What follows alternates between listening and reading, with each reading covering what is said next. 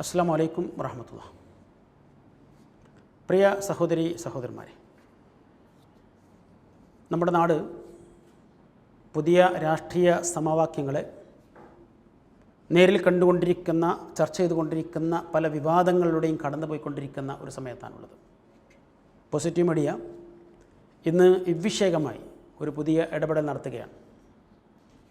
നമുക്കറിയാവുന്ന പോലെ തന്നെ കേരളത്തിലെ മുസ്ലിം നവോത്ഥാന പ്രസ്ഥാനം കേരളത്തിലെ രാഷ്ട്രീയ സമുദ്ധാരണത്തിന് കൂടി വഴിയൊരുക്കിയിരിക്കുന്നൊരു പ്രസ്ഥാനമാണ് എന്നതിൽ അഭിപ്രായതരമുണ്ടാവില്ല.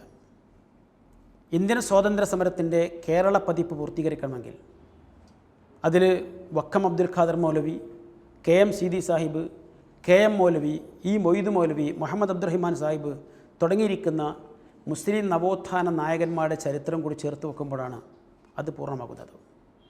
അതുകൊണ്ട് തന്നെ ഇവരൊക്കെ ഇന്ത്യയുടെ സ്വാതന്ത്ര്യ സമരത്തിൻ്റെ മുന്നണി പോരാളികളായി നിൽക്കുകയും കേരളക്കരയിൽ മുസ്ലിം സമൂഹത്തെ ആ ഒരു ഗോഥയിലേക്ക് ഇറക്കുന്നതിൽ ഏറ്റവും സുപ്രധാനമായിരിക്കുന്ന പങ്കുവഹിക്കുകയും ചെയ്തിരിക്കുന്ന മഹാരഥന്മാരാണ് എന്ന കാര്യത്തിൽ രണ്ടഭിപ്രായമുണ്ടാവില്ല.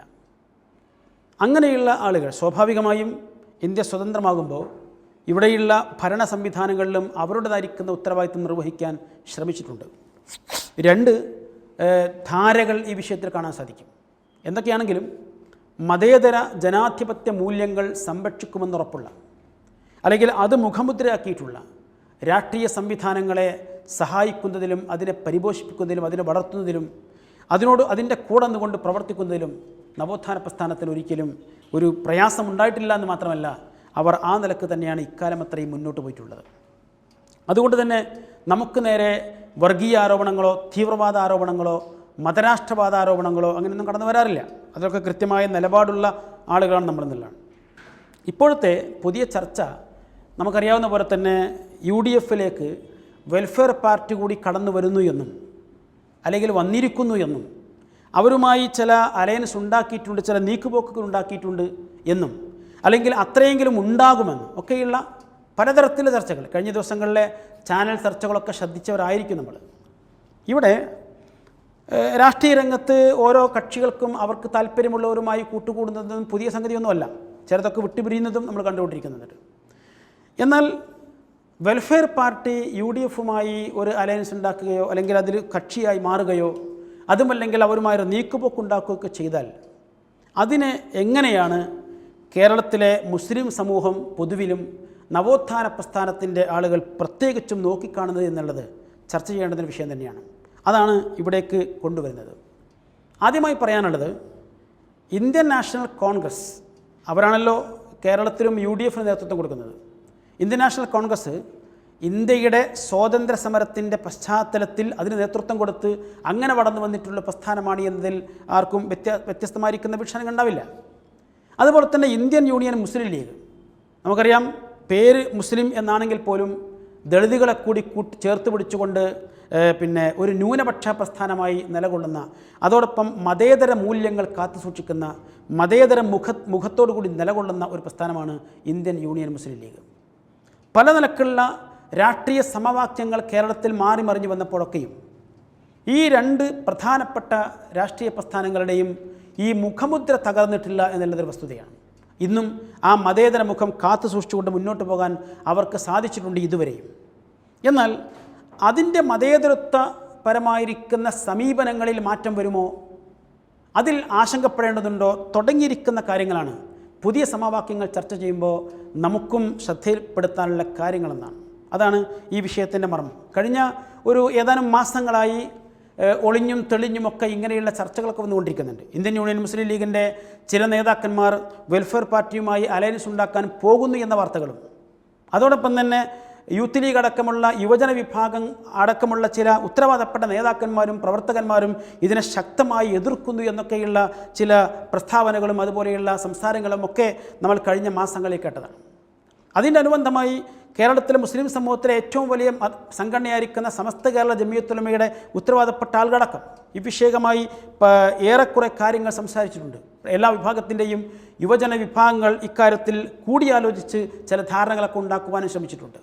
എന്നാൽ അവയെല്ലാം മറികടന്നുകൊണ്ട് ഒരു പുതിയ തരത്തിലേക്ക് കാര്യങ്ങൾ നീങ്ങുന്നുവോ എന്നതാണ് കഴിഞ്ഞ ദിവസം ഈ UDFിൻ്റെ ഉത്തരവാദപ്പെട്ട ഒരു സ്ഥാനത്തിരിക്കുന്ന വ്യക്തി എന്ന നിലയ്ക്ക് MM ഹസൻ കേരളത്തിലെ മുസ്ലിം സമൂഹത്തിലെ ചില പ്രത്യേക നേതാക്കന്മാരെ കാണുന്നതും സംസാരിക്കുന്നതുമൊക്കെ ആയിരിക്കുന്ന ബന്ധപ്പെട്ട കാര്യങ്ങൾ.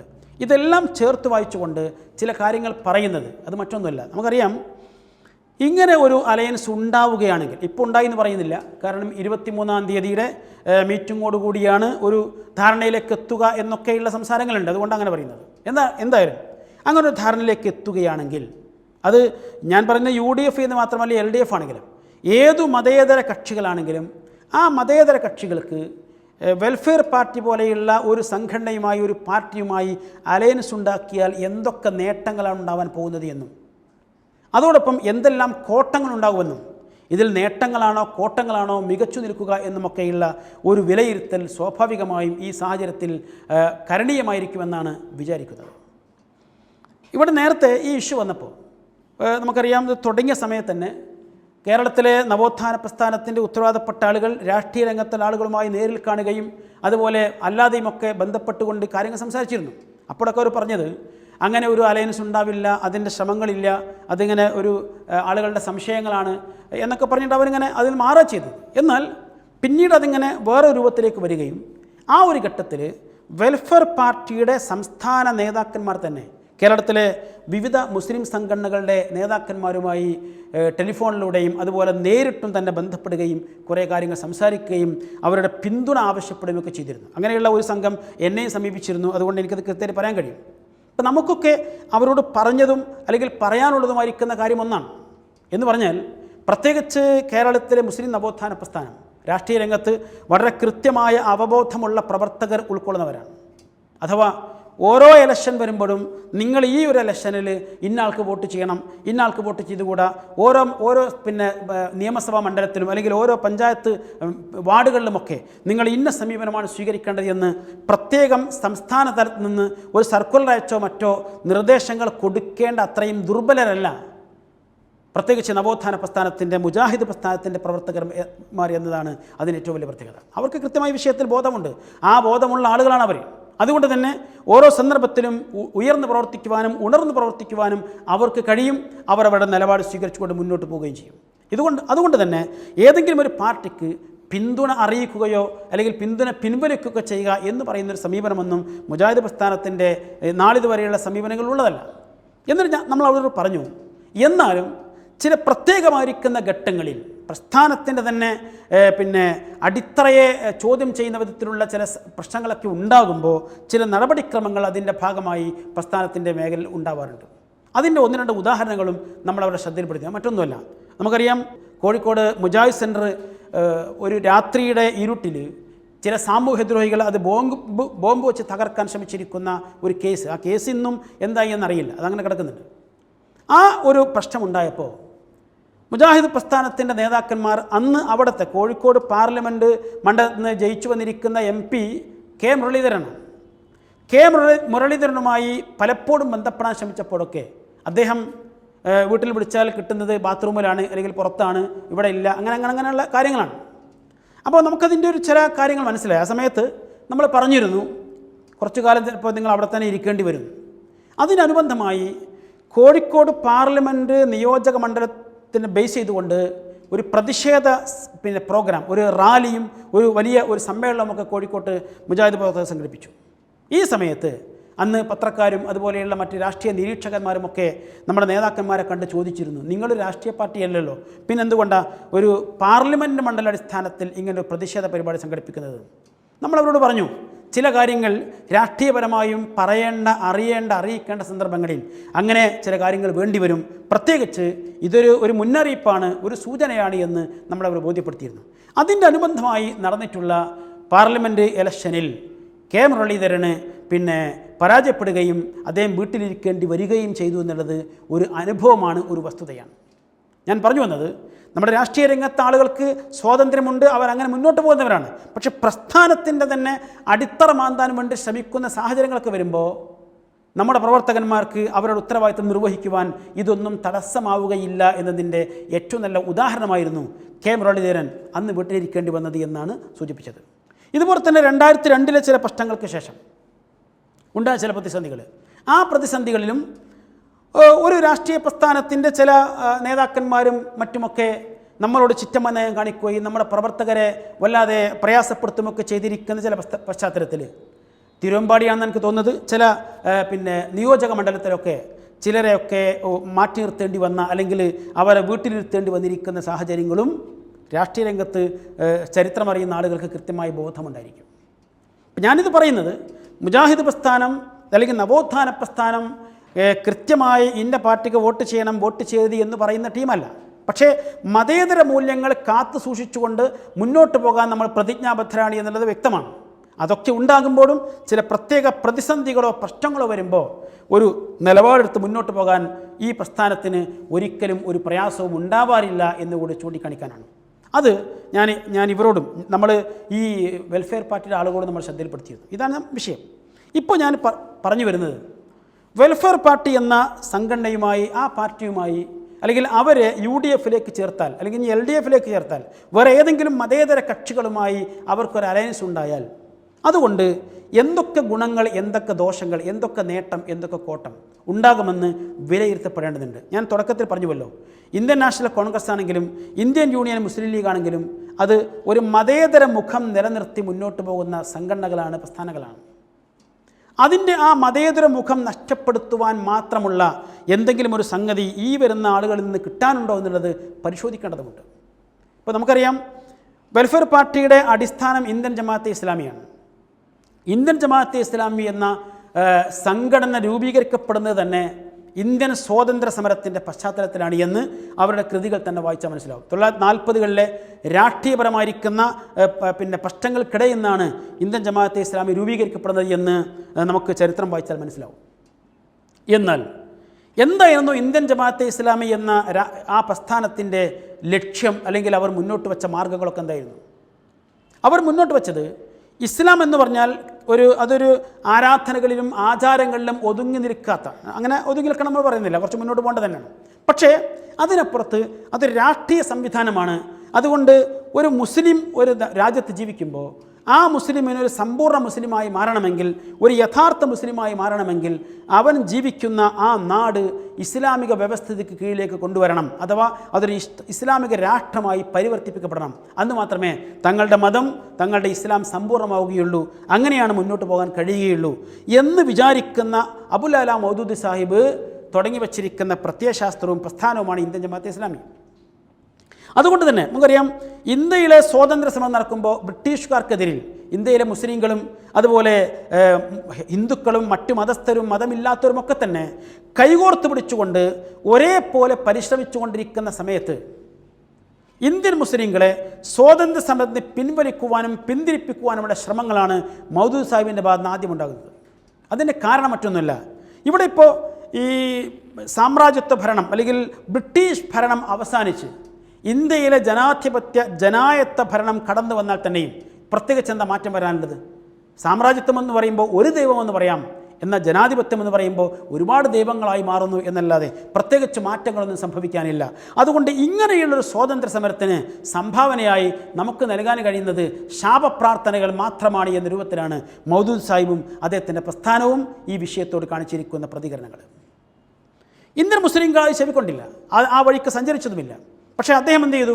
തൻ്റെ വാദഗതികൾക്ക് ഒരു ആശയത്തിൻ്റെ, ആദർശത്തിൻ്റെ, പ്രമാണത്തിൻ്റെ പിൻബലവും പിന്തുണയുമുണ്ട് എന്ന് വരുത്തി തീർക്കുവാനുള്ള ശ്രമങ്ങളാണ് പിന്നെ നടന്നത്. വിശുദ്ധ ഖുർആൻ വളരെ അടിസ്ഥാനപരമായി ഉപയോഗിച്ചിട്ടുള്ള ചില പദാവലികളെ ദുർവ്യാഖ്യാനം ചെയ്തു. നമുക്കറിയാം, റബ്ബ്, ദീന്, ഇലാഹ്, ഇബാദത്ത് തുടങ്ങിയിരിക്കുന്ന പദങ്ങളൊക്കെ ആ കാലത്ത് ചർച്ച ചെയ്യപ്പെട്ടിരിക്കുന്ന കാര്യങ്ങളാണ്.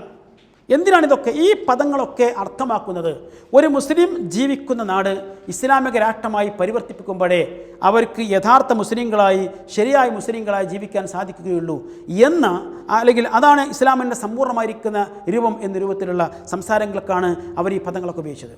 പക്ഷേ ഇന്ത്യൻ മുസ്ലിങ്ങൾ അതിനെ തള്ളിക്കളയുകയും ഇവരുടെ വാദഗതികൾ അംഗീകരിക്കാതിരിക്കുകയും ഒക്കെ ചെയ്തു എന്നുള്ളത് നമുക്ക് മനസ്സിലാക്കാവുന്നൊരു കാര്യമാണ്.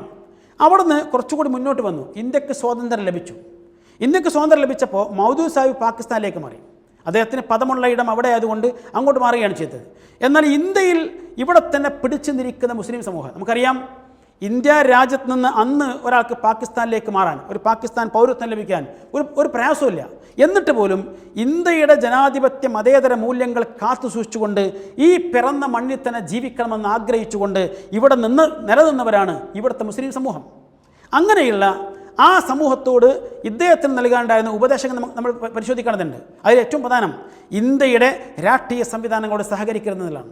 അത് ഇലക്ഷനിലാണെങ്കിലും വോട്ട് ചെയ്തുകൊണ്ടാണെങ്കിലും ഇനി ഇവിടുത്തെ ജോലി പോലെയുള്ള ഉദ്യോഗം പോലെയുള്ള കാര്യങ്ങളിലാണെങ്കിലും എവിടെയും സഹകരിക്കരുത് എന്ന് പറഞ്ഞുകൊണ്ട് മുസ്ലിം സമൂഹത്തെ പിന്തിരിപ്പിക്കുവാനും പിൻവലിക്കുവാനുമാണ് പാകിസ്ഥാനിൽ നിന്നുകൊണ്ട് മൗദൂദ് സാഹിബ് ശ്രമിച്ചത്, ഇന്ത്യൻ ജമാഅത്തെ ഇസ്ലാമി ശ്രമിച്ചത്.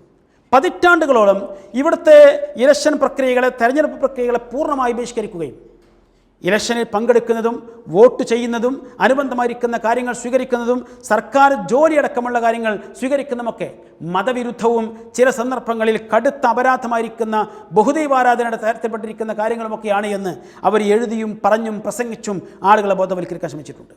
ഒരുപാട് കാലം അങ്ങനെയാണ്. അടിയന്തരാവസ്ഥക്കാലത്ത് നിരോധിക്കപ്പെടുകയും കുറച്ചാളുകൾക്ക് ജയിലിൽ പോകുകയൊക്കെ ചെയ്തിരിക്കുന്ന ഒരു പശ്ചാത്തലത്തിൻ്റെ പിറകെയാണ് ആദ്യമായി അനുഭാവികൾക്ക് വോട്ട് ചെയ്യാം എന്ന ഒരു തീരുമാനത്തിലേക്ക്, നിയമത്തിലേക്ക് അവർ പിന്നീട് വരുന്നത്. അവിടെ നിന്ന് ഇങ്ങനെ മാറി മറിഞ്ഞു വന്ന് ഒരുപാട് മാറ്റങ്ങൾ ഞാൻ വിശദീകരിക്കുന്നില്ല.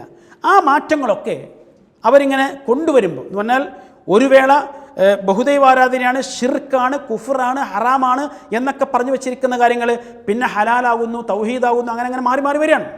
അങ്ങനെ വന്നിട്ടാണ് ജമാഅത്തെ ഇസ്ലാമി അത് സ്വന്തമായി, നമുക്കറിയാം ഇവിടുത്തെ മുസ്ലിം സമൂഹം ഇസ്ലാമിക പ്രസ്ഥാനങ്ങളിൽ പ്രവർത്തിക്കുന്നതിൻ്റെ കൂടെ തന്നെ വ്യത്യസ്തമായിരിക്കുന്ന രാഷ്ട്രീയ പ്രസ്ഥാനങ്ങളിലും പ്രവർത്തിക്കുന്നവരാണെന്നറിയാലോ. മുസ്ലിം ലീഗിൽ പ്രവർത്തിക്കുന്നവരുണ്ട്, കോൺഗ്രസിൽ പ്രവർത്തിക്കുന്നവരുണ്ട്, മറ്റു ഇടതുപക്ഷ പ്രസ്ഥാനങ്ങളിലൊക്കെ പ്രവർത്തിക്കുന്നവരുണ്ട്. അങ്ങനെയൊക്കെ പ്രവർത്തിക്കുന്നവരാണ് മുസ്ലിം സമൂഹത്തിലുള്ളവർ.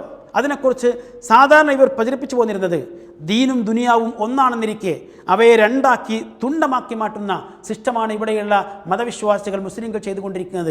അതുകൊണ്ട് ഒരേ സമയത്ത് മുജാഹിദാവുക, കൂടെ ലീഗാവുക, ഒരേ സമയത്ത് മുജാഹിദാവുക, കൂടെ കോൺഗ്രസ് ആവുക, ഒരേ സമയത്ത് സുന്നിയാവുക, വേറെ രാഷ്ട്രീയ പാർട്ടി ആളായി മാറുക എന്നൊക്കെ പറയുന്നത് ദീനും ദുനിയാവിനെയും രണ്ടാക്കി തുണ്ടമാക്കുന്ന പരിപാടിയാണ് എന്നൊക്കെ പ്രചരിപ്പിച്ചു നടന്നിരിക്കുന്ന ഒരു കാലമൊക്കെ അറിയാം.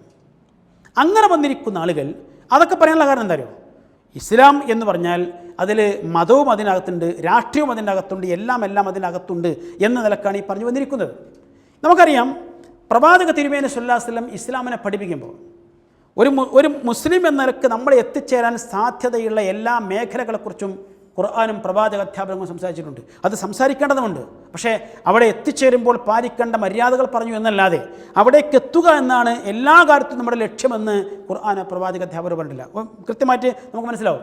ഇപ്പോൾ ഖുർആനിലെ തന്നെ ഏറ്റവും സുദീർഘമായിരിക്കുന്ന സൂക്തം എന്ന് പറയുന്നത് കടബാധ്യതകളെക്കുറിച്ച് പറയുന്ന കാര്യമാണ്, ആയത്താണ്.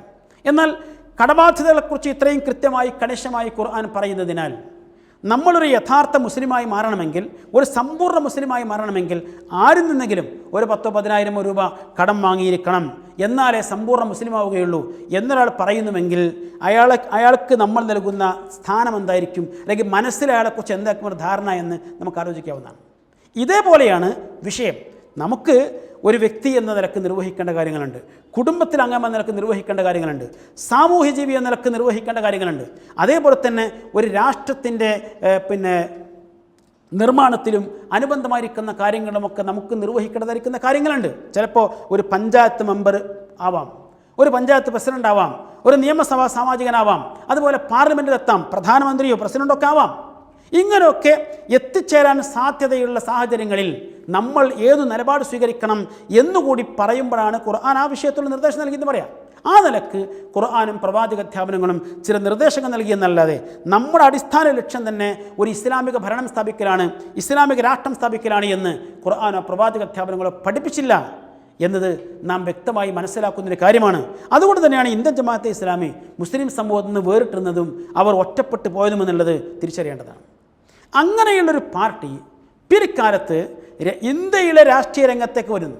നമുക്കറിയാം അബുൽ കലാം ആസാദും അതുപോലെ ജവഹർലാൽ നെഹ്റുവും ഒക്കെ നേതൃത്വം കൊടുത്തിരുന്ന കാലത്ത്, ഇന്ത്യൻ നാഷണൽ കോൺഗ്രസ്സിന് നേതൃത്വം കൊടുത്തുകൊണ്ട്, രാജ്യത്തിന് നേതൃത്വം കൊടുത്തുകൊണ്ട് മുന്നോട്ട് പോകുന്ന കാലത്ത് ഇവിടുത്തെ ജനാധിപത്യത്തിൻ്റെ അതിൻ്റെ മേന്മയും നന്മയും മനോഹാരിതയും ഒക്കെ വളരെ കൃത്യമായി അറിവുള്ളവരാണ്, ചരിത്രബോധമുള്ളവർ. ആ കാലത്തൊക്കെ ജനാധിപത്യവും മതേതരത്വവും ഒക്കെ ഇസ്ലാമുമായി യോജിക്കുന്ന ഒരൊറ്റ പോയിന്റ് പോലുമില്ല എന്ന് എഴുതിയും പ്രസംഗിച്ചും പഠിപ്പിച്ചിരിക്കുന്ന ആളുകൾ ഈ കാലത്ത് നരേന്ദ്രമോദിയുടെ അതുപോലെയുള്ള ഇങ്ങനെയുള്ള ആളുകളുടെയൊക്കെ കാലത്ത് ഇവിടുത്തെ ജനാധിപത്യ സംവിധാനങ്ങളോട് സഹകരിക്കുവാനും അതിൽ ഭാഗവാക്കാകുവാനും ശ്രമിച്ചുകൊണ്ടിരിക്കുന്നു എന്ന് പറയുമ്പോൾ തന്നെയുള്ള വൈരുദ്ധ്യം എല്ലാവർക്കും തിരിച്ചറിയും. അപ്പം അങ്ങനെയുള്ളൊരു പാർട്ടി തീർത്തും മതരാഷ്ട്രവാദത്തിൽ അധിഷ്ഠിതമായി രംഗത്ത് വന്നിരിക്കുന്ന പാർട്ടി. പലപ്പോഴും നമ്മൾ പറയാറുണ്ട് ഇവിടുത്തെ ഭൂരിപക്ഷ ഹൈന്ദവ സമൂഹം അവർ വർഗീയവാദികളോ തീവ്രവാദികളോ അല്ല, പക്ഷേ ഒരു ഹിന്ദു രാഷ്ട്രം സ്ഥാപിക്കണമെന്ന ലക്ഷ്യത്തോടു കൂടി കടന്നു വന്നിരിക്കുന്ന കുറേ രാഷ്ട്രീയ പാർട്ടികളുണ്ട്, BJP അടക്കമുള്ള രാഷ്ട്രീയ പാർട്ടികൾ. അവരോടുള്ള സമീപനം എന്താണോ അതേ സമീപനം തന്നെയാണ് ഒരു മുസ്ലിം രാഷ്ട്രം അല്ലെങ്കിൽ ഇസ്ലാമിക രാഷ്ട്രം സ്ഥാപിക്കണം, അതാണ് അടിസ്ഥാന ലക്ഷ്യം എന്ന് പറഞ്ഞു വന്നിരിക്കുന്ന ജമാഅത്തെ ഇസ്ലാമിയോടും ഇന്ത്യൻ മുസ്ലിങ്ങളും ഇന്ത്യയിലെ മതേതര വിശ്വാസികളും ഇക്കാലം അത്രയും പുലർത്തിപ്പോന്നിട്ടുള്ളത്. അതുകൊണ്ട് തന്നെ അവരെല്ലായ്പ്പോഴും മാറ്റി നിർത്തപ്പെട്ടു, മാറി നിൽക്കേണ്ടി വന്നു. ആ ഇന്ത്യൻ ജമാഅത്തെ ഇസ്ലാമി അവരുടെ പ്രത്യേക കൂടിയാലോചന സഭയായിരിക്കുന്ന ഷൂറയിൽ ചർച്ച ചെയ്ത് ആലോചിച്ച് അവരെടുത്തിരിക്കുന്ന തീരുമാനത്തിൻ്റെ ഭാഗമായിട്ടാണ് വെൽഫെയർ പാർട്ടി എന്ന രാഷ്ട്രീയ പാർട്ടിക്ക് രൂപം കൊടുക്കുന്നത്. നമ്മളപ്പോഴും ചോദിച്ചിരുന്നു, നിങ്ങൾക്ക് എന്തിനാ രാഷ്ട്രീയം പറയാൻ വേറെ പാർട്ടി? കാരണം നേരത്തെ പറഞ്ഞത് എല്ലാം പറയാൻ മതം തന്നെ മതിയല്ലോ, പിന്നെ വേറെ പാർട്ടി വേണ്ടല്ലോ എന്നാണ് ഒക്കെ ചോദിച്ചത് നമ്മൾ. പക്ഷേ അതിനൊന്നും ഉത്തരം ഉണ്ടാവേണ്ടതുമില്ല. അങ്ങനെയുള്ള വെൽഫെയർ പാർട്ടി കഴിഞ്ഞ കുറച്ച് കാലമായി ഇവിടെ ഇങ്ങനെ പഞ്ചായത്ത് ഇലക്ഷനിലൊക്കെ ഇങ്ങനെ ഇടപെട്ട് ഇങ്ങനെ പോകുന്നുണ്ട്. അതിനിടയിലാണ് അവരെ UDFിലേക്ക് കൊണ്ടുവരാൻ പറ്റുമോ, അവരുമായി അലയൻസ് ഉണ്ടാക്കാൻ പറ്റുമോ എന്നൊക്കെയുള്ള ചർച്ചകൾ. ഒരു കാര്യം കൂടി പറയട്ടെ, അതിൻ്റെ വലിപ്പം എത്ര എന്ന് കൂടി മനസ്സിലാക്കേണ്ടതുണ്ടല്ലോ. കഴിഞ്ഞ ഇലക്ഷനിൽ വോട്ട് ലഭിച്ചിരിക്കുന്ന ആ ഒരു കണക്ക് പരിശോധിച്ചാൽ തന്നെ ഇവരുടെ ആ വലിയ വലിപ്പം നമുക്ക് വളരെ വ്യക്തമായി മനസ്സിലാക്കാൻ പറ്റും. 140 മണ്ഡലങ്ങളുള്ള കേരള നിയമസഭയിൽ 40-ൽ താഴെ മണ്ഡലങ്ങളിലാണ് ഇവർ മത്സരിച്ചതെന്നാണ് മനസ്സിലാക്കുന്നത്. അതിൽ തന്നെ ഏറ്റവും സമുന്നതരായിരിക്കുന്ന നേതാക്കന്മാർ ഹമീദ് വാണിയമ്പലത്തിന് ലഭിച്ചിരിക്കുന്ന വോട്ട് 3999 വോട്ടാണ്. EC ആയിഷയ്ക്ക് ലഭിച്ചത് 3330 വോട്ടാണ്. അങ്ങനെ താഴോട്ട് പോയാൽ കേവലം 365 വോട്ട് മാത്രം ലഭിച്ചിരിക്കുന്ന മണ്ഡലങ്ങൾ വരെയുണ്ട്. ഏതെങ്കിലും ഒരു മണ്ഡലത്തിലെങ്കിലും കെട്ടിവച്ച കാശിൻ്റെ അടുത്തേക്കെത്താനെങ്കിലും സാധിച്ചിട്ടുണ്ടോ എന്നുള്ളത് പരിശോധിക്കേണ്ട സംഗതിയാണ്. ഞാൻ പറഞ്ഞു വന്നത് 1,20,000 വോട്ട് മുതൽ 1,48,000 വോട്ട് വരെ പോൾ ചെയ്തിരിക്കുന്ന മണ്ഡലങ്ങളിൽ ശരാശരി ലഭിച്ചിട്ടുള്ളത് 1500 താഴെ വോട്ടുകളാണ്. ഇതാണ് വെൽഫെയർ പാർട്ടി എന്ന് പറയുന്ന വലിയ പാർട്ടിയുടെ വലിപ്പമെന്നുകൂടി നമ്മളിതിൻ്റെ കൂടെ മനസ്സിലാക്കേണ്ടതാണ്. എന്നിട്ടാണ് ഇവരെ സ്വീകരിച്ചാൽ കിട്ടുന്ന നേട്ടവും അതോടൊപ്പം സംഭവിക്കുന്ന കോട്ടവും ചർച്ച ചെയ്യേണ്ടത് എന്നാണ് എനിക്കിതിലേക്ക് ചേർത്ത് പറയാനുള്ളത്. ഞാൻ നേരത്തെ പറഞ്ഞ പോലെ തന്നെ ഇത്രയൊക്കെ മൊത്തത്തിൽ ഈ 10-38 മണ്ഡലങ്ങളിലൂടെ ലഭിച്ചിരിക്കുന്ന വോട്ടിൻ്റെ എണ്ണം 50,000-ഓളമാണ്. ഇത്രയും വോട്ടുകൾ ഇവരെ കൂട്ടുപിടിച്ചാൽ ലഭിക്കുമെന്ന് ഉറപ്പിച്ചാൽ പോലും പകരം ലക്ഷക്കണക്കിന് വോട്ടുകളാണ് നഷ്ടപ്പെട്ടു പോവുക. മതേതര ചിന്താഗതിക്കാരായിരിക്കുന്ന മഹാഭൂരിപക്ഷം വരുന്ന ഹൈന്ദവ സഹോദരങ്ങളും മുസ്ലിം സഹോദരങ്ങളും ഇവിടെ ഇന്ത്യൻ നാഷണൽ കോൺഗ്രസിൽ നിന്നും അതുപോലെ മുസ്ലിം ലീഗിൽ നിന്നും പുറത്തേക്ക് ഇറങ്ങുകയോ അല്ലെങ്കിൽ അവർക്കെതിരെ വോട്ട് ചെയ്യുകയോ അതുമല്ലെങ്കിൽ മൗനം പാലിക്കുകയോ ചെയ്യുന്ന അവസ്ഥയെങ്കിലും ഉണ്ടാവുക എന്നല്ലാതെ അതോടൊപ്പം തങ്ങളുടെ മതേതര മുഖം നഷ്ടപ്പെടുക എന്നതുമല്ലാതെ മറ്റൊരു നേട്ടവും ഇതുമൂലം ഉണ്ടാകുവാൻ പോകുന്നില്ല എന്നതാണ് ഇവിടെ നമ്മൾ കൃത്യമായി മനസ്സിലാക്കേണ്ട സംഗതി. ഞാൻ സൂചിപ്പിക്കുന്നത് ഇന്ത്യൻ നാഷണൽ കോൺഗ്രസിൻ്റെ മതേതര മുഖമാണ് അതിൻ്റെ കൂടെ ഇവിടെയുള്ള ഭൂരിപക്ഷ ഹൈന്ദവ സമൂഹം അടക്കമുള്ളവർ നിലനിൽക്കുവാനുള്ള അടിസ്ഥാന കാരണം. ഇവിടുത്തെ ഹിന്ദുക്കളും ക്രിസ്ത്യാനികളും നല്ല ശതമാനം മുസ്ലിങ്ങളുമൊക്കെ ഇന്ത്യൻ നാഷണൽ കോൺഗ്രസിൻ്റെ കൂടെ നിൽക്കുന്നത് അതിൻ്റെ മതേതര മുഖം നിലനിൽക്കുന്നത് കൊണ്ടാണ്. അതുപോലെ തന്നെ മുസ്ലിം സമൂഹത്തിലെ ഒരു ഭൂരിപക്ഷം തന്നെ പറയാം, വലിയൊരു ശതമാനം ആളുകൾ ഇന്ത്യൻ യൂണിയൻ മുസ്ലിം ലീഗിൻ്റെ കൂടെ നിൽക്കുന്നതും അതിൻ്റെ മതേതര മുഖം ഉൾക്കൊണ്ടുകൊണ്ടും അത് മനസ്സിലാക്കിക്കൊണ്ട് തന്നെയാണ്. എന്നാൽ ഇങ്ങനെയുള്ളൊരു മതരാഷ്ട്രവാദ പ്രസ്ഥാനം ഒരു പാർട്ടി ഇവരുടെ കൂടെ വരികയാണെങ്കിൽ അല്ലെങ്കിൽ അവരെ സ്വീകരിക്കുകയാണെങ്കിൽ അവരുമായി എന്തെങ്കിലും തരത്തിലുള്ള നീക്കുപോക്കുകൾ ഉണ്ടാക്കുകയാണെങ്കിൽ എന്താ സംഭവിക്കുക? UDFിലേക്ക് പരമാവധി ഒരു 50,000 വോട്ട് കൂടി ഒരു പക്ഷേ കിട്ടിയേക്കും. മറിച്ചെന്താ സംഭവിക്കുക? ലക്ഷക്കണക്കിന് ഹൈന്ദവ സഹോദരങ്ങളും മുസ്ലിം സഹോദരങ്ങളുമൊക്കെ ആ പാർട്ടി വിട്ട് പോവുകയോ അല്ലെങ്കിൽ വോട്ട് ചെയ്യാതെ മാറി നിൽക്കുകയോ അല്ലെങ്കിൽ മറ്റു കക്ഷികൾക്ക് വോട്ട് ചെയ്തുകൊണ്ട് പ്രതിഷേധമറിയിക്കുകയോ ചെയ്യുന്ന സാഹചര്യമാണ് തൊട്ടുപിറകെ നമ്മൾ കാണാനിരിക്കുന്നത്. ഇത് രാഷ്ട്രീയ രംഗത്ത് കാര്യങ്ങൾ വളരെ നിരീക്ഷണ പാടവത്തോടു കൂടി തന്നെ കണ്ടുകൊണ്ടിരിക്കുന്ന ആളുകൾക്ക് മനസ്സിലാവാതെ പോകുന്നൊരു കാര്യമൊന്നുമല്ല എന്നാണ് എനിക്കും പറയാനുള്ളത്. അതുകൊണ്ട് പിന്നെ ഇത്ര കാലമായി 100 വർഷം അല്ലെങ്കിൽ അതിനടുത്തൊക്കെ പ്രായമുള്ള ഇങ്ങനെയുള്ള രാഷ്ട്രീയ പാർട്ടികളൊക്കെ അവരുടെ നേതാക്കന്മാർ, അതിൻ്റെ സ്ഥാപക നേതാക്കന്മാർ സഹിച്ചിരിക്കുന്ന ത്യാഗവും പ്രയാസങ്ങളും പ്രതിസന്ധികളുമൊക്കെ മനസ്സിലാക്കിക്കൊണ്ട് തന്നെ അങ്ങനെ വളർന്നു വന്നിരിക്കുന്ന ഒരു പ്രസ്ഥാനത്തെ അതിന് എന്തൊക്കെ നഷ്ടപ്പെട്ടാലും, ഭരണമുണ്ടെങ്കിലും ഇല്ലെങ്കിലും മറ്റെന്തൊക്കെ പ്രയാസങ്ങളുണ്ടായാലും, ഇങ്ങനെയുള്ള പാർട്ടികളെ കൂട്ടുപിടിച്ചുകൊണ്ട് തങ്ങളുടെ മതേതര മുഖം നഷ്ടപ്പെടുത്തുകയും മതേതര ജനാധിപത്യ മൂല്യങ്ങൾ തകർക്കുകയും ചെയ്താൽ അതിൻ്റെ നഷ്ടം ചെറുതായിരിക്കുകയില്ല എന്നാണ് നാം തിരിച്ചറിയേണ്ടത്. അത് മാത്രമാണ് ഈ വിഷയകമായി പറയാനുള്ളത്. അതുകൊണ്ട് അവസാനിപ്പിക്കുമ്പോൾ ഒന്നുകൂടി പറയട്ടെ, മുസ്ലിം ലീഗിനെ സംബന്ധിച്ചിടത്തോളം ഈ ജമാഅത്തെ ഇസ്ലാമി അല്ലെങ്കിൽ വെൽഫെയർ പാർട്ടി, അതിൻ്റെ പിന്നിൽ പ്രവർത്തിച്ചിരിക്കുന്ന ആളുകൾ അവർ മുസ്ലിം ലീഗിനെ എന്നും തലവേദന ഉണ്ടാക്കിപ്പോന്നിരിക്കുന്ന ഒരു പ്രസ്ഥാനമാണ് എന്നുള്ളതിൽ ഒരു സംശയമില്ല. നമുക്കറിയാം, മുസ്ലിം ലീഗിൻ്റെ ചില പിളർപ്പുകളിൽ അതുപോലെ ചില പ്രശ്നങ്ങളിലൊക്കെ എപ്പോഴും ഒരു ഭാഗത്ത് വില്ലനായി ഉണ്ടായിരുന്നത് ഇവരുടെ കയ്യിലുള്ള ചില സംവിധാനങ്ങളുമായിരുന്നു എന്നുള്ളത്.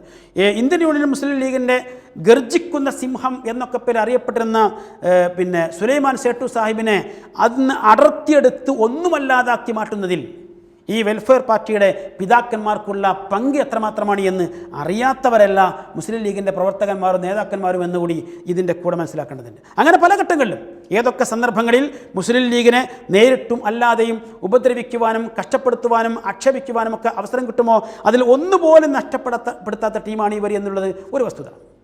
നാളിതുവരെയുമുള്ള അവരുടെ ചരിത്രവും അങ്ങനെ തന്നെ നമ്മൾ വായിക്കേണ്ടത്. എന്ത് ഇഷ്യൂ വന്നാലും ഇതിനെതിരായിരിക്കും അവരുടെ കാര്യങ്ങളൊക്കെ. അങ്ങനെയുള്ളൊരു ടീമിനെ ഇങ്ങനെ കൂടെ നിർത്തണമെന്ന് ആലോചിക്കണമെങ്കിൽ പോലും അതിനു മാത്രം ഗുരുതരമായിരിക്കുന്ന വിഷയങ്ങൾ ഉണ്ടായിരിക്കേണ്ടതുണ്ട്. അപ്പോൾ ഒരിക്കലും ചേരാത്ത കാര്യങ്ങൾ, പിന്നെ കോൺഗ്രസ് ആണെങ്കിലും മുസ്ലിം ലീഗ് ആണെങ്കിലും രാഷ്ട്രീയപരമായി മതേതര മൂല്യങ്ങൾ കാത്തുസൂക്ഷിച്ച് മതേതരത്വത്തിൻ്റെ മുഖമുദ്ര സ്വീകരിച്ചുകൊണ്ട് മുന്നോട്ട് പോകുന്നവരാണ്.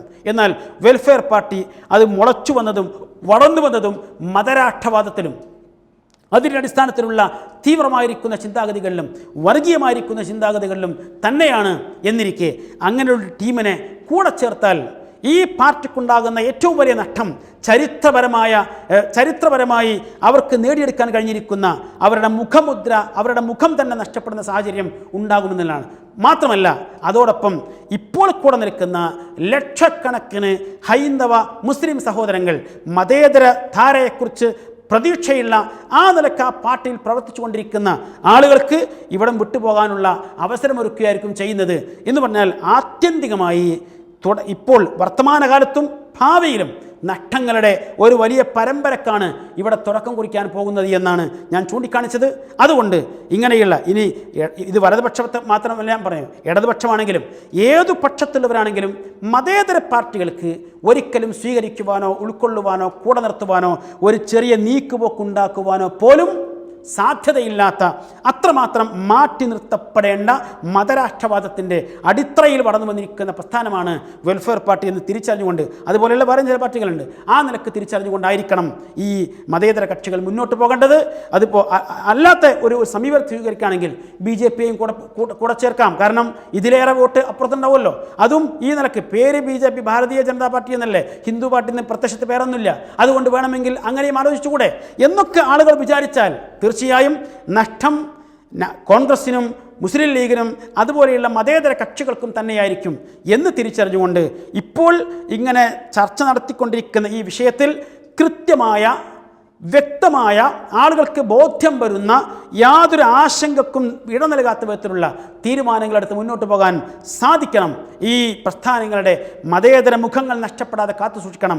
ഇതിൻ്റെ കൂടെ നിൽക്കുന്ന മതേതര വിശ്വാസികൾ ഈ പാർട്ടികൾ പ്രസ്ഥാനങ്ങൾ വിട്ടുപോകാതിരിക്കുവാനും ഒരു പ്രത്യേക സന്ദർഭത്തിലെങ്കിലും അവർക്കെതിരെ തിരിയാതിരിക്കുവാനുമുള്ള മുന്നൊരുക്കങ്ങൾ, അതിനുള്ള കൃത്യമായ പ്ലാനിങ്ങും പദ്ധതിയും ബുദ്ധിപരമായി നിർവഹിക്കാൻ ഇങ്ങനെയുള്ള പാർട്ടികൾക്ക് സാധിക്കണം എന്നാണ് ഈ സന്ദർഭത്തിൽ ചൂണ്ടിക്കാണിക്കുന്നത്. അവസാനമായി ഇവിടെ ചേർത്ത് പറഞ്ഞൊരു കാര്യം, ഇങ്ങനെയുള്ള വിഷയങ്ങളൊക്കെ പറയുമ്പോൾ പുറമേ നിന്നും അകത്തുനിന്നൊക്കെ വന്നുകൊണ്ടിരിക്കുന്ന ഒരു ചോദ്യമാണ്. ജമാഅത്തെ ഇസ്ലാമിക്കും അതുപോലെ തന്നെ വെൽഫെയർ പാർട്ടിക്കും ഇങ്ങനെ മതരാഷ്ട്രവാദമൊക്കെ നേരത്തെ ഉണ്ടായിരുന്നു എന്നല്ലാതെ ഇപ്പോൾ അവരതൊക്കെ കഴിവൊഴിഞ്ഞിട്ടില്ലേ, ഇപ്പോൾ അതൊക്കെ കൂടെയുണ്ടോ എന്നൊക്കെയുള്ള ഒരു ചിന്തയും ഒരു ചോദ്യവുമൊക്കെ ഇടയ്ക്ക് വരാറുണ്ട്. അതിനോട് നമുക്ക് പ്രതികരിക്കാനുള്ളത്, ഒന്ന്, ഇന്ത്യൻ ജമാഅത്തെ ഇസ്ലാമി തങ്ങളുടെ അടിസ്ഥാന ലക്ഷ്യമായി മുന്നോട്ട് വച്ചിരിക്കുന്ന മതരാഷ്ട്രവാദം ആ മതരാഷ്ട്രവാദത്തെ പ്രോത്സാഹിപ്പിക്കുകയും അതിനെ വിശദീകരിക്കുകയും ചെയ്യുന്ന അവരുടെ ഗ്രന്ഥങ്ങളിൽ ഏതെങ്കിലും ഒന്ന് ബോധപൂർവം അവർ പിൻവലിച്ചതായി നമുക്കറിയില്ല. ഇന്ത്യൻ ജമാഅത്തെ ഇസ്ലാമി 1975 അടിയന്തരാവസ്ഥ കാലത്തും അതുപോലെ തന്നെ 92 ബാബരി മസ്ജിദ് ഇഷ്യൂവിൻ്റെ കാലത്തുമൊക്കെ നിരോധിക്കപ്പെട്ട സന്ദർഭത്തിൽ അവിടെ ചില കൃതികളൊക്കെ തൽക്കാലം മാറ്റിവെച്ചിരുന്നു. എങ്കിലും ഈ പറയപ്പെട്ട സംഗതികളിൽ ഏതെങ്കിലും ഒന്ന് അറിഞ്ഞുകൊണ്ട് പിൻവലിച്ചതായോ മാറ്റിവെച്ചതായോ അതിലെ വാദഗതികൾ പിൻവലിച്ചതായോ നമുക്കറിയില്ല. അതവർ പറഞ്ഞിട്ടുമില്ല. അതോടൊപ്പം തന്നെ ഇതിനെ സ്ഥാപിച്ചെടുക്കുവാനുള്ള ശ്രമങ്ങൾ വേറെ നടക്കുന്നുണ്ട്. ഇപ്പോൾ ഏറ്റവും അവസാനം ജമാഅത്തെ ഇസ്ലാമിയുടെ സമുന്നത നേതാവായിരിക്കുന്ന ഷെയ്ഖ് മുഹമ്മദ് കാരക്കുന്ന് അടക്കമുള്ളവർ എഴുതി പുറത്തിറക്കിയിരിക്കുന്ന ഖുർആൻ പരിഭാഷ എന്ന് പറഞ്ഞാൽ ലളിതസാരം എന്ന പേരിൽ പുറത്തിറക്കിയിരിക്കുന്ന ആ പരിഭാഷയിൽ പോലും അവരുടെ ഈ ആശയത്തെ അരക്കിട്ടുറപ്പിക്കാവുന്ന വിധത്തിലുള്ള അർത്ഥങ്ങളാണ്, ആശയങ്ങളാണ് ഖുർആൻ്റെ ആയത്തുകൾക്ക് നൽകിയിട്ടുള്ളത് എന്ന് മനസ്സിലാക്കാൻ പറ്റും. ഒരൊറ്റ ഉദാഹരണം മാത്രമേ ഞാൻ പറയുന്നുള്ളൂ. ഇയ്യാക നഅ്ബുദു വ ഇയ്യാക നസ്തഈൻ എന്നത് ഇസ്ലാമിൻ്റെ സത്യസാക്ഷ്യത്തിൻ്റെ സാക്ഷാത്കാരമാണ്. ആ ആയത്തിന് പോലും കൊടുത്തിരിക്കുന്ന അർത്ഥം ഇയ്യാക നഅ്ബുദു എന്ന് പറഞ്ഞാൽ നിനക്ക് മാത്രം ഞങ്ങൾ വഴിപ്പെടുന്നു എന്നാണ് അർത്ഥം കൊടുത്തത്.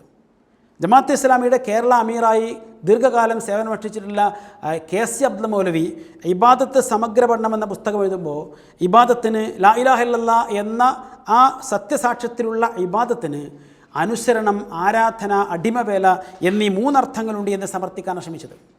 എന്നാൽ ഷെയ്ഖ് മുഹമ്മദ് കാരക്കുന്ന് സാഹിബ് ഇത് ഖുർആൻ പരിഭാഷ എഴുതുമ്പോൾ അതിൻ്റെ ആരാധനയുടെ വശം പൂർണ്ണമായി തന്നെ മാറ്റി നിർത്തിക്കൊണ്ട് കേവലം അനുസരണം എന്ന അർത്ഥത്തിലേക്ക് ഇതിനെ കൊണ്ടുപോകുന്നു.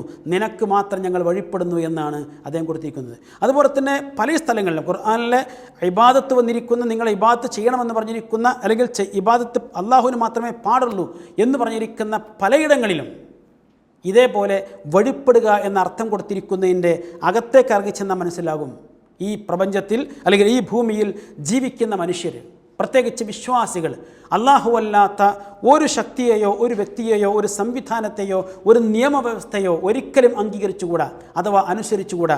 അങ്ങനെ അനുസരിക്കുന്നതും അംഗീകരിക്കുന്നതും മതപരമായി തന്നെ പൊറുക്കപ്പെടാത്ത അപരാധമാണ് എന്ന് സമർത്ഥിക്കുകയാണ് അവിടെയൊക്കെ ചെയ്തുകൊണ്ടിരിക്കുന്നത്. നമുക്കറിയാം, ലാ ഇലാഹ ഇല്ലല്ലാഹ് എന്ന് അംഗീകരിക്കുന്ന ആളുകൾ പടച്ച റബ്ബിനെ മാത്രമായി നൽകണമെന്ന് വിചാരിക്കുന്ന, വിശ്വസിക്കുന്ന കാര്യം ആരാധനയാണ് എന്നും അതുകൊണ്ടാണ് അതിനെ ആ അർത്ഥത്തിൽ മനസ്സിലാക്കുന്നത് എന്നും മുസ്ലിം സമൂഹത്തിലെ മറ്റ് അഭിപ്രായ വ്യത്യാസങ്ങൾ ആ വിഷയത്തിലില്ല. ഇവരുണ്ടാക്കി തീർത്തിരിക്കുന്ന ഈ അഭിപ്രായ അന്തരങ്ങൾ സമർത്ഥിക്കുവാൻ വേണ്ടി ഖുർആനിൻ്റെ വാക്യങ്ങളെ വരെ ഇവിടെ ഉപയോഗപ്പെടുത്തുന്ന കാഴ്ചയാണ് നമുക്ക് കാണാൻ സാധിക്കുന്നത്. അതുകൊണ്ട് തന്നെ ഇവർ ആ പഴയ വാദങ്ങൾ മാറ്റുകയല്ല, അല്ലെങ്കിൽ പിൻവലിക്കുകയല്ല, അതിനെ കൂടുതൽ വരും തലമുറകളിലേക്ക് വരെ മെല്ലെ മെല്ലെ എത്തിച്ചു കൊടുക്കുവാനുള്ള ചവിട്ടുപടികളാണ് അവർ പിന്നെയും ഇട്ടുകൊണ്ടിരിക്കുന്നത് എന്ന് നമുക്ക് തിരിച്ചറിയാൻ കഴിയും. ഒരു കാര്യവും കൂടി, അതേ ജമാഅത്തെ ഇസ്ലാമി തന്നെയാണോ വെൽഫെയർ പാർട്ടിയുടെ പിന്നിലുള്ളത്, അല്ലെങ്കിൽ വെൽഫെയർ പാർട്ടി കേവലം ഒരു രാഷ്ട്രീയ പാർട്ടിയല്ലേ, ജമാഅത്തെ ഇസ്ലാമി ഒരു മതസംഘടനയല്ലേ എന്നൊക്കെയാണ് അതിൻ്റെ കൂടെ വരുന്ന മറ്റൊരു കാര്യം. എന്നാൽ അത് വെൽഫെയർ പാർട്ടിയുടെ രൂപീകരണവും അതിൻ്റെ അനുബന്ധമായിട്ടുള്ള പ്രവർത്തനങ്ങളും അത് ഇപ്പോൾ നേതൃത്വം കൊടുത്തുകൊണ്ടിരിക്കുന്ന ആളുകളെയും ഒക്കെ പരിശോധിച്ചാൽ നമുക്ക് മനസ്സിലാകും ഇത് രണ്ടും ഒന്ന് തന്നെയാണ്. അമ്മയും പങ്ങളും പെണ്ണു തന്നെയാണ് എന്ന് പറഞ്ഞ പോലെ തന്നെ ഇത് രണ്ടും തമ്മിൽ ആ വ്യത്യാസമല്ലാതെ മറ്റു വ്യത്യാസങ്ങളൊന്നുമില്ല എന്ന് തിരിച്ചറിയാനും നമുക്ക് സാധിക്കും. അതുകൊണ്ട് എനിക്ക് അവസാനമായി പറയാനുള്ളത്, ഇവിടുത്തെ മതേതര കക്ഷികൾ, അത് കോൺഗ്രസ് ആവട്ടെ, മുസ്ലിം ലീഗ് ആവട്ടെ, ഇനി കമ്മ്യൂണിസ്റ്റ് പാർട്ടികളാവട്ടെ, മറ്റു ഏതു തരത്തിലുള്ള ഇടതു വലത് കക്ഷികളാണെങ്കിലും ഇങ്ങനെയുള്ള മതരാഷ്ട്രവാദം കാത്തുസൂക്ഷിക്കുന്ന, അതിനുവേണ്ടി പണിയെടുക്കുന്ന, അത് ലക്ഷ്യം വെച്ച് പ്രവർത്തിച്ചു കൊണ്ടിരിക്കുന്ന പാർട്ടികളുമായി എന്തു തരത്തിലുള്ള നീക്കുപോക്കുകൾ ഉണ്ടാക്കിയാലും, അലയൻസ് ഉണ്ടാക്കിയാലും, അവരെ തങ്ങളുടെ കക്ഷികളിലേക്ക് ചേർത്താലും തീർച്ചയായും നഷ്ടം അവർക്ക് തന്നെയായിരിക്കും എന്നല്ലാതെ ഇവർക്കതുകൊണ്ടൊന്നും സംഭവിക്കാൻ പോകുന്നില്ല. പറഞ്ഞു വന്ന പോലെ തന്നെ ഒരു 50,000 താഴെ വോട്ട് ഒരു പക്ഷേ കിട്ടിയേക്കാം, അതിന് 5 ലക്ഷമോ 50 ലക്ഷമോ വോട്ട് നഷ്ടപ്പെടുന്ന സാഹചര്യം ഉണ്ടാകും. അതോടൊപ്പം കാലങ്ങളായി ചരിത്രപരമായി കാത്തു സൂക്ഷിച്ചു പോന്നിട്ടുള്ള മതേതര മുഖം നഷ്ടപ്പെടുകയും, അതുകൊണ്ട് തന്നെ മതേതരത്വത്തിൽ പ്രതീക്ഷ അർപ്പിച്ച് ജനാധിപത്യ മൂല്യങ്ങൾ കാത്തു സൂക്ഷിച്ച് മുന്നോട്ട് പോകണമെന്ന് ആഗ്രഹിക്കുന്ന ഭൂരിപക്ഷ ഹൈന്ദവ മുസ്ലിം സമൂഹം ഇങ്ങനെയുള്ള പാർട്ടികളോട് സലാം പറയുന്ന, മാറി നിൽക്കുന്ന അവസ്ഥയാണ് ഒരുപക്ഷെ നമ്മൾ സമീപഭാവിയിൽ തന്നെ കാണാൻ പോകുന്നത് എന്ന തിരിച്ചറിവ് കൂടി ഇക്കാര്യത്തിൽ ഉണ്ടാവണം. അതുകൊണ്ട് മതേതര മൂല്യങ്ങൾ കാത്തു സൂക്ഷിക്കുവാനും ആ മതേതര മുഖം നിലനിർത്തുവാനും, അതോടൊപ്പം മതേതര മൂല്യങ്ങൾ കാത്തു സൂക്ഷിക്കുന്ന പ്രതീക്ഷിക്കുന്ന, അതിൽ പ്രതീക്ഷ അർപ്പിക്കുന്ന ഇവിടുത്തെ ഭൂരിപക്ഷ ഹൈന്ദവ, ക്രൈസ്തവ, മുസ്ലിം സമൂഹത്തിന് പ്രതീക്ഷ നൽകിക്കൊണ്ട് തന്നെ മുന്നോട്ട് പോകാനും ഇങ്ങനെയുള്ള മതേതര കക്ഷികൾക്ക് സാധിക്കണം. ഈ താൽക്കാലികമായിരിക്കുന്ന ഒരു താല്പര്യത്തിന് വേണ്ടി അല്ലെങ്കിൽ ആവശ്യങ്ങൾക്ക് വേണ്ടി തങ്ങളുടെ ആശയങ്ങളും ആദർശധാരകളും അതിൻ്റെ കടക്കൽ കത്തിവെക്കുന്ന അവസ്ഥ അല്ലെങ്കിൽ അതിലേക്ക് നമ്മൾ കടന്നു വന്നാൽ അതിൻ്റെ ആത്യന്തികമായിരിക്കുന്ന നഷ്ടം ഇങ്ങനെയുള്ള മതേതര സംഘടനകൾക്ക് തന്നെയായിരിക്കും എന്നുകൂടി ഈ സന്ദർഭത്തിൽ ചൂണ്ടിക്കാണിക്കുകയാണ്. അതുകൊണ്ട് വളരെ അവധാനതയോടെ ആലോചിച്ച്, നന്നായി ചിന്തിച്ച്, വേണ്ട വിധം കൂടി ആലോചിച്ച് ഇതിൻ്റെ നേട്ടവും കോട്ടവും കൃത്യമായി വിലയിരുത്തി വേണം ഇങ്ങനെയുള്ള കാര്യങ്ങളിൽ നിലപാട് സ്വീകരിക്കാൻ എന്നുകൂടി ഈ സന്ദർഭത്തിൽ ഉണർത്തുകയാണ്. അങ്ങനെ മുന്നോട്ട് പോവുകയാണെങ്കിൽ ഈ ഇന്ത്യ രാജ്യത്തെ മൊത്തത്തിലുള്ള ജനങ്ങൾക്കും പ്രത്യേകിച്ച് കേരളീയ സമൂഹത്തിനും കൃത്യമായ പ്രതീക്ഷ നൽകിക്കൊണ്ട് തന്നെ മതേതര പ്രസ്ഥാനങ്ങൾക്ക്, മതേതര കക്ഷികൾക്ക് മുന്നോട്ട് പോകാൻ സാധിക്കും. ദൈവസഹായം പ്രതീക്ഷിച്ചുകൊണ്ട് നമുക്കും അതേ നോക്കിക്കാണാം. ദൈവം അനുഗ്രഹിക്കട്ടെ. അസ്സലാമു അലൈക്കും വറഹ്മത്തുള്ളാഹി.